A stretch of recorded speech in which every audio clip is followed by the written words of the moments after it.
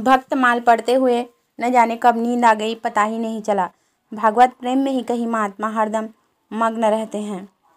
इस तरह की लग्न और भक्ति बड़े ही तप से प्राप्त होती है। क्या मुझसे वैसा तप नहीं हो पाएगा? जीवन में भक्ति से बड़ा क्या कोई सुख है? आभूषणों और धन दौलत से जो प्रेम हो, वो क्या प्रेम? इनका तो नाम सुनते ही मुझे बुखार सा हो जाता है। सुशीला ने इन आभूषणों और फूलों से मुझे कितना सजाया था। उसे मैंने मना भी किया था ये सब करने से, लेकिन वो मानी ही नहीं। इस श्रृंगार के दौरान जितना हम लोग हंसे थे, बाद में मुझे उतना ही रोना पड़ा। आखिर किसी का पति ऐसा होता है जो अपनी पत्नी को सजा हुआ देखकर नाराज़ हो जाए। मेरे पति ने तो मुझे सजा धजा देखकर गुस्सा किया और कहा कि तुम मेरा परलोक बिगाड़ दोगी। क्या किसी के पति ऐसे होते हैं जो अपनी पत्नी की खूबसूरती और श्रृंगार देखकर गुस्सा करने लगे? उनके बातें सुनकर मन में तो होता कि जहर ही खा लूं, लेकिन फिर मैंने नीचे जाकर भक्तमाल पढ़ना शुरू कर दिया। फिर मन ही मन ठान लिया कि अपने ही श्रृंगार को सिर्फ बांके बिहारी को ही दिखाऊंगी और उनकी ही दिन रात सेवा करूंगी। कम से कम वो तो मेरे श्रृंगार से पति की तरह जलेंगे नहीं। भगवान, मैंने हमेशा से ही अपने पति को अपना इष्ट मानना चाहा, सोचा कि उन्हें किसी तरह का दुख ना दूं और हरदम उन्हीं की सेवा करूं। अब क्या करूं? सारा दोष मेरे नसीब का ही है। वो तो निर्दोष हैं। मेरे भाग्य में जैसा लिखा है मैं वो सब ही भोग रही हूँ। इतना सब पता होने के बाद भी जब भी उन्हें देखती हूँ तो मन में दुख होता है। जब वो कुछ दिनों के लिए बाहर चले जाते हैं तो मन का बोझ कुछ कम हो जाता है। उनके न होने से हंसने खेलने और जीवन को जीने लगती हूँ। फिर जब कुछ दिनों बाद वो लौट आते हैं तो उसी तरह का सन्नाटा और दुख छा जाता है।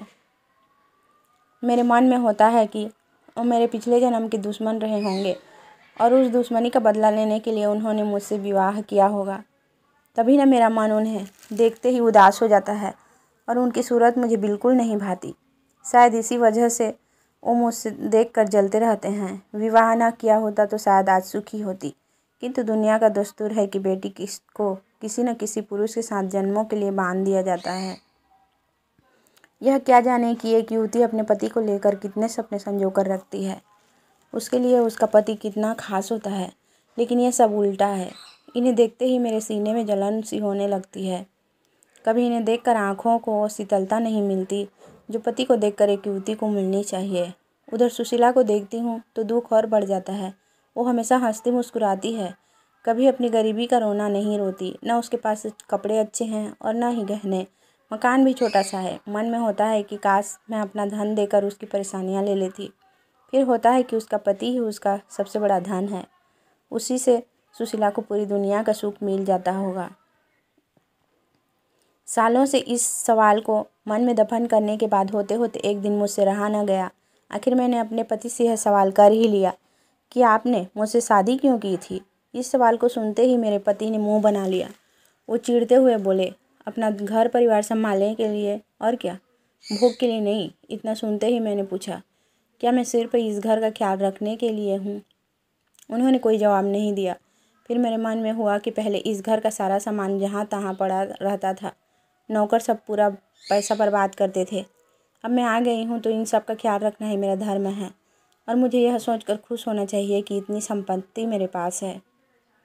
पहले मैं पूरे घर का ख्याल इनके बिना कहे कर रखती थी, लेकिन अब कुछ नहीं करूँगी। ऐसा घर की किसी भी वस्तु को मैं आगे से हाथ नहीं लगाऊंगी। लेकिन कोई पुरुष विवाह सिर्फ घर संभालने के लिए थोड़ी करता है। उन्होंने ज़रूर ये जवाब मुझे गुस्से में चिढ़ कर दिया है। वैसे सुशीला ठीक ही कहती है कि एक घर महिला के बिना अधूरा होता है, ठीक उसी तरह से जैसे एक पिंजरा बिना किसी चिड़िया के खाली लगता है। मैं समझ नहीं पाती हूँ कि आखिर इन्हें मुझ पर इतना संदेह क्यों होता है। मैं किसी से बात तक नहीं करती और न ही कहीं बाहर आती जाती हूँ। ऐसे में शक करने की कोई वजह भी नहीं है। क्या इन्हें समझ में नहीं आता कि मैं घर की इज्जत और मान मर्यादा के बारे में सब कुछ समझती हूँ? किसी भी तरह की गलत हरकत करने की तो दूर, मैं उसके बारे में सोच भी नहीं सकती हूँ। कभी कभी मुझे लगता है कि आधे से ज़्यादा उम्र निकल जाने पर विवाह करने वाले बुजुर्ग लोगों का यही हाल होता है। बेवजह ही अपनी पत्नी पर शक करते होंगे। सुशीला के बहुत बार कहने पर आज मैं उसके साथ ठाकुर जी की झांकी के दर्शन करने के लिए जाने वाली थी। मैं अपने बाल संवार ही रही थी, तभी मेरे पति कहीं से आ गए। उन्होंने मुझे देखते ही पूछा, किधर जाने की तैयारी हो रही है? मैंने जवाब में कहा कि ठाकुर जी की झांकी आज निकल रही है, उसी को देखने के लिए सुशीला के साथ जाना है। इतना सुनते ही वो गुस्से में बोले कि तुम्हें कहीं जाने की ज़रूरत नहीं।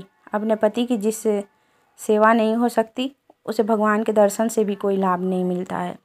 उन्होंने कहा कि मैं जानता हूँ महिलाओं को अच्छे से। उनकी यह बात सुनते ही मुझे बहुत बुरा लगा। गुस्से में मैंने कपड़े बदल दिए और चुपचाप बैठ गई। मन में हुआ कि उसी वक्त छोड़कर चली जाऊं, फिर देखती हूँ कि कैसे रोकते हैं, लेकिन पता नहीं क्या हुआ कि जा नहीं पाई। इनके मन में हमेशा ये होता है कि मुझे हरदम खुश रहना चाहिए, क्योंकि मैं इतने बड़े घर और दौलत की मालकिन हूँ। मुझे हरदम इनका गुणगान करना चाहिए, लेकिन यह समझते नहीं कि धन दौलत ही सब कुछ नहीं होता है। अब ये 3 दिन से बीमार हैं, उन्हें निमोनिया हो गया है और कितने दिनों से यह करा रहे हैं, लेकिन मैं इन्हें एक बार भी देखने नहीं गई। सभी घर में मौजूद नौकर उनका ख्याल रख रहे थे, लेकिन मेरे दिल में किसी तरह की करुणा इनके लिए नहीं आई।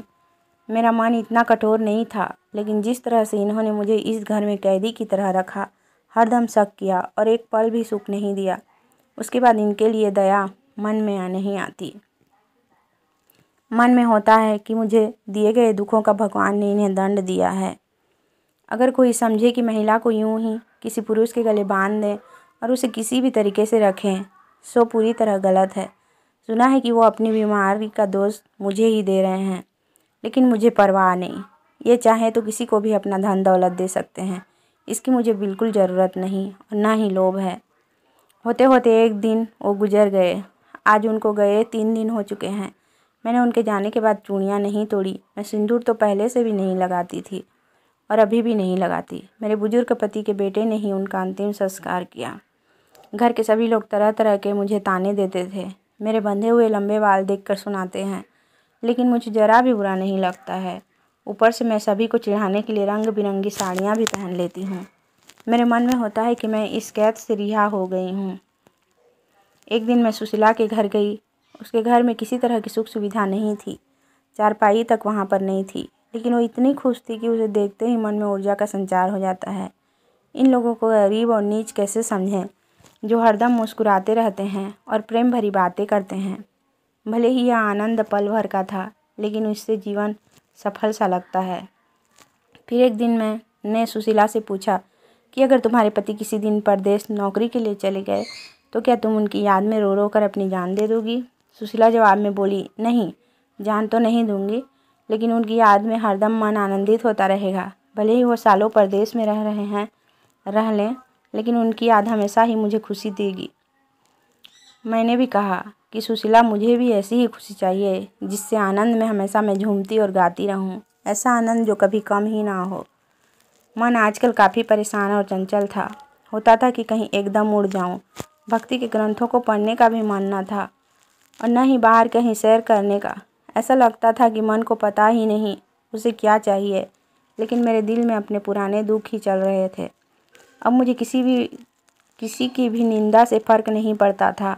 दिमाग में यह बात भी उठ रही थी कि मेरे माता पिता ने पैसों के लोभ में बूढ़े से विवाह करवा दिया और उसमें भी सिर्फ अपनी जिद पूरी करने के लिए मेरे मांग में सिंदूर डाला, लेकिन ज़िंदगी भर शक ही करता रहा। एक दिन घर के सभी लोग सो रहे थे। कमरे में मेरा दम घुट रहा था, इसलिए मैं दौड़कर उस घर से बाहर की ओर भाग गई। तभी मुझे एक बुढ़िया दिखी। मेरे मन में हुआ कि कहीं वो कोई चुड़ैल न हो। तभी बुढ़िया ने कहा, किसका रास्ता देख रही हो?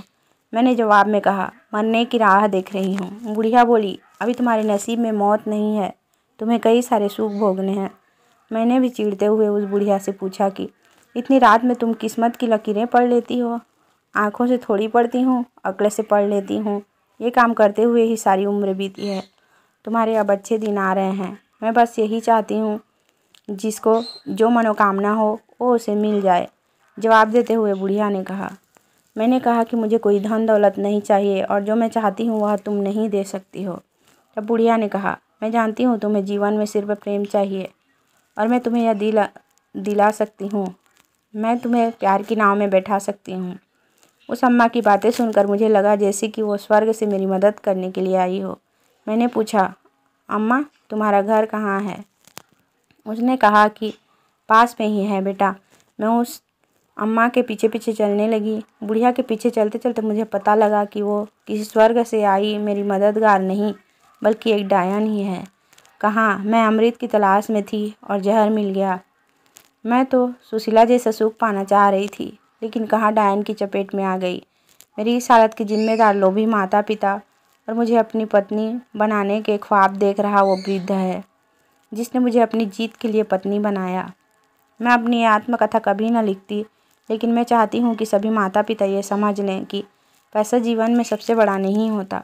मेरी चाहत है कि सब लोगों को मेरी आत्मकथा से मालूम हो कि लड़कियों का विवाह यूं ही किसी से नहीं कर देना चाहिए। किसी भी लड़की का गला इस तरह से वृद्ध से विवाह करके ना घोट दो। अब मेरे जीवन में कुछ भी नहीं बचा। सब कुछ सिर्फ माँ बाप के एक फैसले से ख़त्म हो गया।